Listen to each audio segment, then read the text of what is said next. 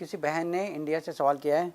ये पूछ रही हैं, क्या कुरान पढ़ने के बाद कुरान को चूम कर आँखों पर फेरना एक बरकत के लिए ठीक है? देखिए मेरी बहन, ये चीज़ कोई कुरान और सुन्नत से साबित नहीं है। ये एक नई made in India, made in Pakistan एक बनाई हुई चीज़ है। इससे कुछ फ़र्क नहीं पड़ता, बल्कि ये एक बिद्दत में आ जाती है। ऐसी कोई चीज़ नहीं है। लेकिन अगर आप, बेहतर ये है कि आप कुरान पढ़ें, उस पर अमल करें और उसकी रिस्पेक्ट करें। जैसे अल्लाह ताला की ये एक किताब है, हम उसकी इज़्ज़त करते हैं, हम इसको फॉलो करते हैं। अब ये नहीं कि हम लोग उसको गुलाब में डाल के एक अच्छी साफ़ जगह पे रखें, उसके आगे मोमबत्तियाँ जलाएं या उसको साफ़ करते रहें। ये साफ़ करने वाली चीज़ नहीं है। ये चीज़ है 24 घंटे एक अच्छे तरीके से वक़्त पर, जब भी वक़्त मिले आप इसको पढ़ें और अच्छे तरीके से समझें।